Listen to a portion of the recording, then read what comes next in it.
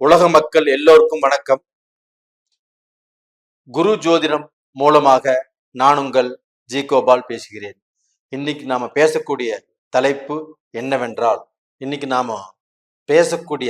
என்னன்னா சனி பகவானின் வக்ரம். இந்த சனி பகவானுடைய வக்ர பயிற்சி ஆகப்பட்டது ஜூன் மாசம் 29ஆம் தேதி 11:28 PM அப்ப ஸ்டார்ட் ஆகி நவம்பர் மாதம் 15ஆம் தேதி 6:50 PM இந்த சனி பகவானுடைய வக்ரம் முடிவடைகிறது. இப்ப இந்த சனி பகவான் ஆப்பட்டது புரட்டாதி நட்சத்திரம் வாயிலாக டிராவல் செய்கிறாரு. அப்ப அந்த சனி பகவானுடைய வக்ர காலகட்டங்கள் ஆப்பட்டது துலாம் ராசிக்காரங்களுக்கு எப்படி இருக்க போகிறது, இதை பத்தி தான் இந்த வீடியோல நம்ம பார்க்க போறோம். அப்ப துலாம் ராசி, அப்ப அந்த துலாம் ராசிக்கு சனி பகவான் யாருன்னா, சனி பகவான் துலாம் ராசியிலேயே உச்சம் அடையக்கூடிய கிரகம். அதனாலதான் துலாம் ராசியில பிறந்தவங்க 100% ஆப்பட்டது நேர்மையா இருப்பாங்க, சட்டத்துக்கு கட்டுப்படுவாங்க. அதே சமயத்துல அவங்க உழைப்பால முன்னுக்கு வரும்னு நினைப்பாங்க. அந்த உழைப்பும் நேர்வழியில் இருக்கும்னு நினைப்பாங்க. அப்படிப்பட்ட நியாயவாதிகள் தான் துலாம் ராசிக்காரர்கள். அப்ப அவர்களுக்கு இந்த சனி பகவானுடைய வக்ர காலகட்டங்கள் எப்படி இருக்கும்? அப்ப அந்த சனி பகவான் ஆப்பட்டது இப்ப 5ஆம் இடத்துல இருந்து வக்ரமாறாங்க. அப்ப அந்த 5ஆம் இடத்துல சனி பகவான் இருப்பதே துலாம் ராசிக்காரங்களுக்கு ஒரு நல்ல பவர். அதே சமயத்துல அந்த 5ஆம் இடத்திலிருந்து சனி பகவான் வக்ரமாகி 3ஆம் பார்வை, 7ஆம் பார்வை, 10ஆம் பார்வை, இந்த பார்வையால சனி பகவான் ஆப்பட்ட அந்த பார்வை பார்த்து துலாம் ராசிக்காரங்களுக்கு நல்லது செய்கிறாரு. அப்ப அந்த துலாம் ராசி 10ஆம் பார்வையாக அந்த சனி பகவான் ஆப்பட்டது உங்களுடைய ராசிக்கு 2ஆம் இடத்தை, அதாவது குடும்பஸ்தானத்தை பார்க்கிறாரு. அப்ப அதே சமயத்துல அந்த குடும்பஸ்தானத்தை அந்த சனி பகவான் பார்க்கிறாருன்னா, அந்த சனி பகவானோடு சேர்ந்து அந்த குரு பகவானும் 7ஆம் பார்வையாக விருச்சிக ராசியை பார்க்கிறாங்க.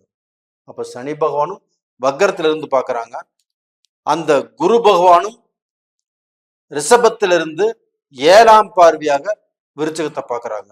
அப்ப இதனால என்ன நடக்கும் அப்படின்னா, துலாம் ராசிக்காரர்களுக்கு கண்டிப்பாக அவங்க குடும்ப ரீதியாக பிரச்சனைகள் அந்த பிரச்சனைகளால் பாதிக்கப்பட்டு மனம் உடைந்து குடும்பம் பிரிஞ்சு டைவர்ஸ் வரைக்கும் போயிருக்கிறவங்க யாராக இருந்தாலும் இந்த பீரியட்ல அவங்க ஒண்ணு சேருவதற்குண்டான வாய்ப்பு இருக்குது.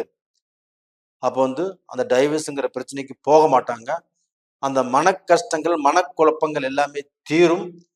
அப்போ அவங்க ஒரு சந்தோஷமான வாழ்க்கையை எதிர்பார்க்கக்கூடிய காலகட்டம் இந்த காலகட்டம்.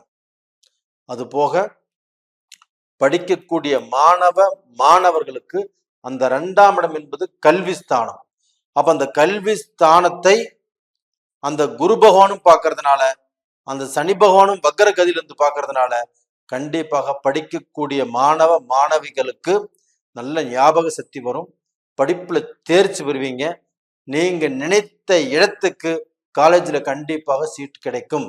அதனால மாணவிகள் கவலைப்பட வேண்டியது இல்லை. இது போக துலாம் ராசிக்காரங்க அவங்களுடைய வாழ்க்கையில அவங்க செஞ்சுட்டு இருக்கக்கூடிய வேலையில உயர் பதவி கிடைக்கும்.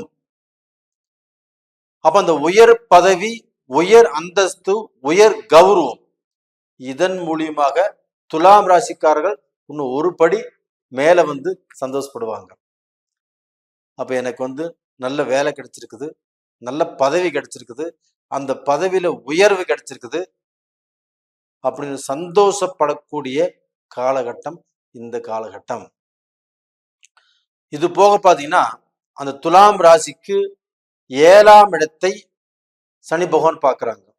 அப்போ அந்த 7ஆம் இடத்து சனி பகவான் பார்க்கறதுனால கண்டிப்பாக திருமணங்கள் யார் யாருக்கெல்லாம் நடக்கவில்லையோ, அந்த திருமணத்துக்கோசரம் யாரெல்லாம் காத்துட்டு இருக்கிறாங்களோ, கடந்த காலத்துல தடைப்பட்ட திருமணங்கள் இந்த பீரியட்ல கண்டிப்பாக நடக்கும். ஏன்னா குரு பகவான் குடும்பஸ்தானத்தை பார்க்கிறாரு, சனி பகவானும் குடும்பஸ்தானத்தை பார்க்கறாங்க. அப்ப அந்த குடும்பஸ்தானத்தை பார்க்கறதுனால கண்டிப்பாக உங்களுக்கு குடும்பத்தை அமைத்து கொடுப்பார். உங்க குடும்பத்துல ஒரு நபர் அதிகமாவாங்க. அப்போ உங்க குடும்பத்துல கல்யாண கலை கட்டும். அப்ப டோட்டலா உங்களுக்கு அந்த கல்யாணம் ஆகல அப்படிங்கிற பிரச்சனை இனிமேல் இருக்காது, கண்டிப்பாக தீரும். அப்ப அது ஆணுக்காக இருந்தாலும் சரி, பெண்ணுக்காக இருந்தாலும் சரி, திருமணம் சம்பந்தப்பட்ட பிரச்சனைகள் கண்டிப்பாக விலகும். அப்ப இது போக அந்த துலாம் ராசிக்காரங்களுக்கு அந்த குரு பகவான் அந்த சனி பகவான் ஆப்பட்டது 11ஆம் இடத்தை பார்க்கறாங்க.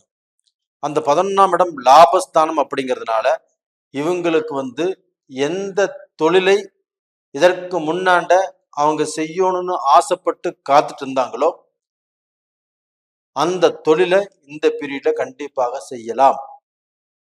அப்படி செய்தாலும் நல்ல மாற்றங்கள் உருவாகும். அந்த தொழில் மூலியமாக நல்ல திருப்தி கிடைக்கும். நம்ம இவ்வளவு நாள் நினைச்ச தொழில், நம்ம ஆரம்பிக்கும் நினைச்சிட்டு இருந்த தொழில் இந்த காலகட்டத்துல நாம ஆரம்பிக்கிறோம் அப்படிங்கிற ஒரு முடிவு கிடைக்கும். அப்ப இந்த பீரியட்ல உணவு சம்பந்தப்பட்ட தொழில் கண்டிப்பா நல்லா இருக்கும். டெக்ஸ்டைல் சம்பந்தப்பட்ட தொழில் நல்லா இருக்கும். அது போக இங்க உள்நாட்டு வெளிநாட்டு வாணிப தொடர்புகள் இவங்களுக்கு நல்லா இருக்கும். கமிஷன் பேசிக்ல தொழில் செஞ்சாலும் நல்லா இருக்கும். அப்ப டோட்டலா பாத்தீங்கன்னா துலாம் ராசிக்காரங்க இந்த சனி வக்கர பயிற்சினால ஒரு படி உயர்வதற்குண்டான வாய்ப்பு இருக்குதோ இல்லையோ, கண்டிப்பாக அவங்க கீழே போவதற்குண்டான வாய்ப்பே இல்லை.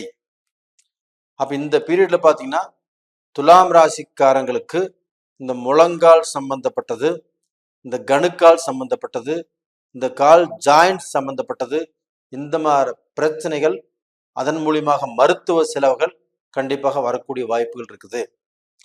அப்ப அந்த வாய்ப்புகள் இருந்துட்டாலுமே அந்த குரு பகவான் ஆப்பட்டது உங்களுடைய ராசிக்கு 12ஆம் இடத்தை பார்த்ததுனாலும், உங்க ராசிக்கு 2ஆம் இடத்தை பார்த்ததுனாலும், உங்க ராசிக்கு 4ஆம் இடத்தை பார்க்கறதுனாலும் கண்டிப்பாக உங்களுக்கு வரக்கூடிய பிரச்சனைகள் கண்டிப்பாக தீரும்.